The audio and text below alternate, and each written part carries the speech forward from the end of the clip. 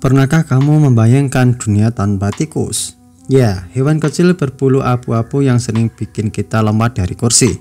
Tapi tunggu dulu, apa jadinya jika tikus benar-benar punah dari bumi ini? Simak sampai habis biar ngerti dikit-dikit.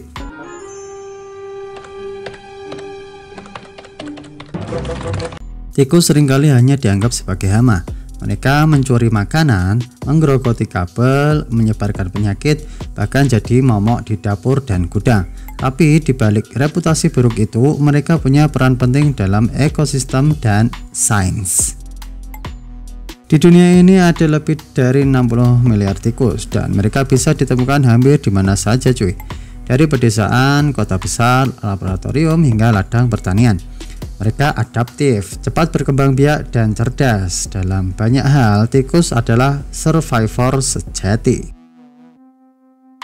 Tapi sekarang mari kita berandai-andai. Bagaimana jika sejenak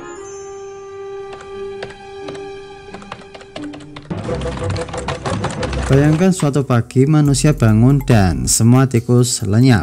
Tidak ada yang terjebak di perangkap, tidak ada suara di loteng, tidak ada kabel putus karena digigit.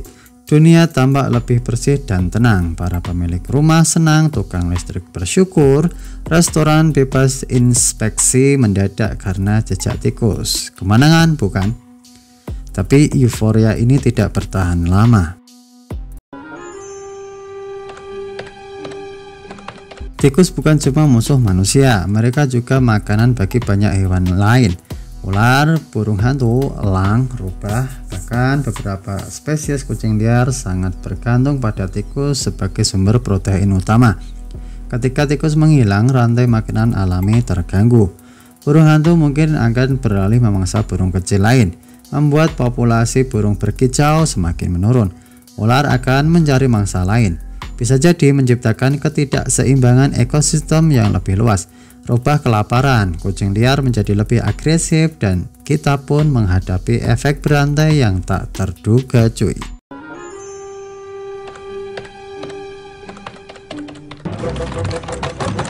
Sekilas pertanian terlihat diuntungkan, tanaman tidak lagi dirusak oleh tikus, hasil panen meningkat dan petani bisa tidur nyenyak. Namun itu hanya setengah cerita karena tikus juga punya musuh alami. Dan ketika makanan mereka si tikus menghilang, predator itu kehilangan fungsi.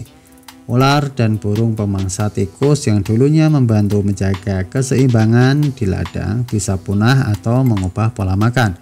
Serangga dan hama kecil yang biasanya diburu oleh predator-predator ini bisa berkembang biak tak terkendali. Alhasil, serangan hama jenis lain bisa meningkat drastis.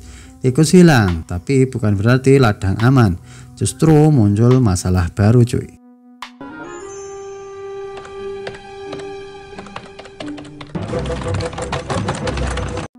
Dalam dunia sains pun terpukul, tikus adalah pahlawan tanpa tanda jasa di dunia penelitian.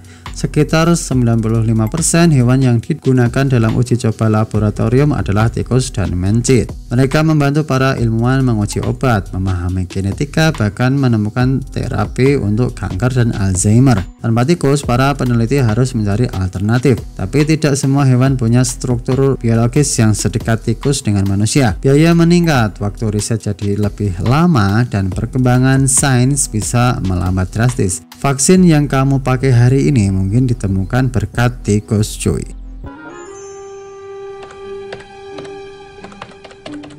Di kota-kota besar seperti New York, London, dan Jakarta, tikus kadang dianggap sebagai musuh bersama. Mereka menyebarkan penyakit seperti leptospirosis, pes, dan hantavirus.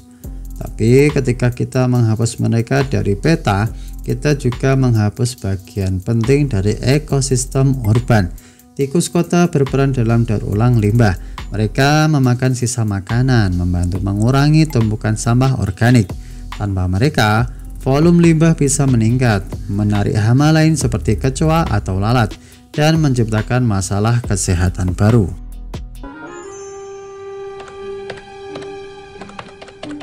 Dengan lenyapnya tikus, ruang ekologis yang mereka tinggalkan tidak akan kosong selamanya. Alam benci kekosongan. Mungkin tupai, kelinci, atau bahkan jenis tikus lain yang tidak kita kenal akan mengisi celah itu.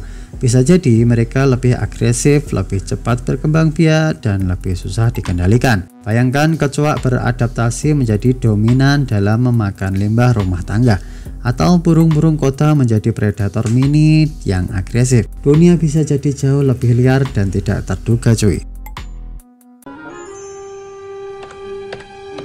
Tikus juga ada dalam kebudayaan manusia. Di Tiongkok, tikus dianggap sebagai simbol kecerdikan dan keberuntungan. Mereka termasuk dalam zodiak Shio.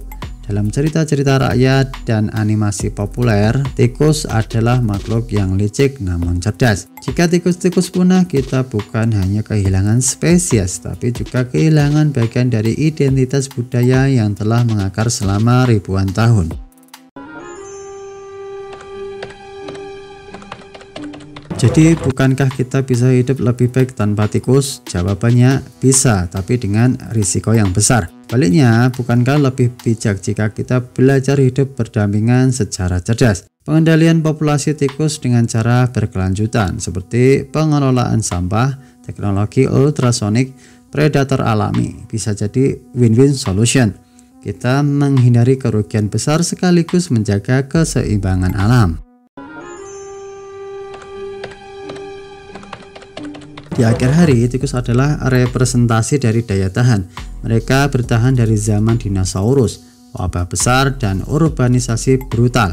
Mereka berkembang biak di tempat yang paling keras.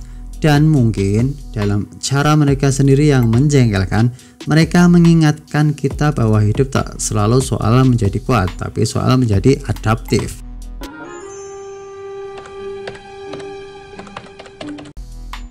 Kehilangan tikus mungkin terlihat menggoda, tapi seperti mengambil satu benang dari kain tenun.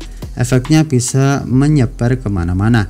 Ekosistem terganggu, ilmu pengetahuan terhambat, budaya kehilangan simbol, dan manusia bisa jadi menghadapi masalah yang lebih kompleks dari sekedar ada tikus di dapur. Jadi, lain kali kamu lihat tikus lari di gang belakang atau bersembunyi di balik lemari dapur, ingatlah, dia bukan sekedar hama, dia juga bagian dari dunia yang rumit dan saling terhubung. Dunia yang tidak akan sama tanpanya. Sekian untuk video kali ini, semoga bermanfaat. Salam literasi.